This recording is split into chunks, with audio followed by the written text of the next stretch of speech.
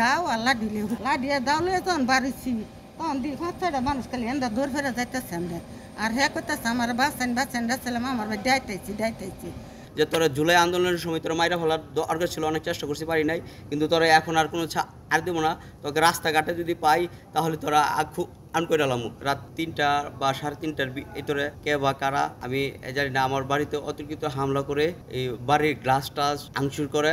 তারপর যখন শব্দের ঠেলা, যখন আমি আমার ওয়াইফ আমার বাচ্চারা যখন শব্দ হয় তখন আমি থেকে উঠে পড়ি হাউমাউ করে কান্দা শুরু করি। সবাই এলাকাবাসীকে আমি ডাকতে শুরু করি যে আমাদেরকে বাঁচাও বাসায় আঘাত আসছে। আমি কথা আমার মুখ দিয়ে আর হইতে পারতেছে না। আমি একটা আতঙ্ক ভয়ের ভিতরে আছি। আমি তারপর শ্রীপুর থানার অধীনে আমি কল করি, ওই জায়গা থেকে পুলিশ আছে, পুলিশ এসে বিষয়গুলি একে গেছে।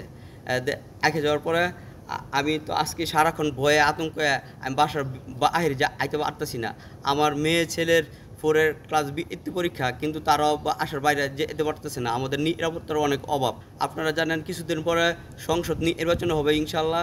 এই সংসদ নির্বাচন নিয়ে আমার এই এলাকার ভিতরে অধিকাংশ লোক আপনারা আওয়ামী লীগ করে, তারা এই ষড়যন্ত্রে লিপ্ত হয়েছে। কিসের জন্য আমি প্রতিবাদ করছি? এই প্রতিবাদ করার জন্যই আমার বাসায় এই হামলা, আমাকে মারার যে একটা পরিকল্পনা সাজিয়েছিল।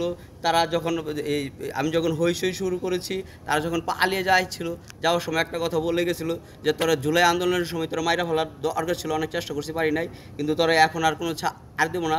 তোকে রাস্তাঘাটে যদি পাই তাহলে তোরা খুব আন করে এলাম। কি জন্য আমরা বাসার ভিতরে আমরা সেফটি মনে করতেছি না, বাসার বাইরে আমাদের কি সেফটিটা আছে, আমরা কিভাবে থাকবো? এই যে আমার হাজবেন্ড বাইরে যাতায়াত করে, রাতের বেলা যে এত বড় একটা দুর্ঘটনা হয়েছে, যদি আমার বাচ্চারা মারা যেত বা আমার হাজবেন্ড মারা যেত, তখন আমরা কি করতাম বলেন? আমার এই 2 সন্তান আমি কোথায় পেতাম?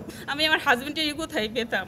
তারপরে আপনার এই বাসার বাহিরে আমার হাজবেন্ড কত কাজের জন্য বাসার বাহিরে এদিক সেদিক যায়, যদি ওরা রাস্তার মধ্যে আপনার কুপায়ে মায়েরা ফেলায়, এটা কি সেফটি আছে? তারপরে এই যে আপনি দেখেন আমার মেয়ে বৃত্তি পরীক্ষা দিবে, স্কুলে যেতে পারছে না, ঠিক করে পড়তে পারছে না, আতঙ্কে ওরা শুধু কান্নাকাটি করছে। বিএমপি করে বলে কি ওনার এই অবস্থা হচ্ছে আমাদের বাসায়। পরে মানে কি শব্দ হইতেছে দৌড় ফেরিয়া আর হ্যাঁ হুমানা চিকা ঢুকার পারতেছে, তখন আমি লাডিয়া আমার বাড়িতে একবার একটা মোবাইল চুরি হয়ে দিচ্ছি গা কেওয়ার ভাঙ্গে। এরপর আমি দাও আল্লাহ দিলে হুটি লাডিয়া দাও লয়ে তখন বাড়িছি তখন দি 5-6টা মানুষ খালি এন্দা দৌড় ফেরা যাইতেছে আমরা আর হ্যাঁ করতেছে আমার বাচ্চান রাখছিলাম আমার ভাই ডাইতেছি। আমরা এলাকাবাসী হিসাবে আমরা চাই আসামিদের শাস্তি হোক এবং শ্রীপুর থানার দৃষ্টি আকর্ষণ করছি এরকম ঘটনা যেন আর কারো না হয়।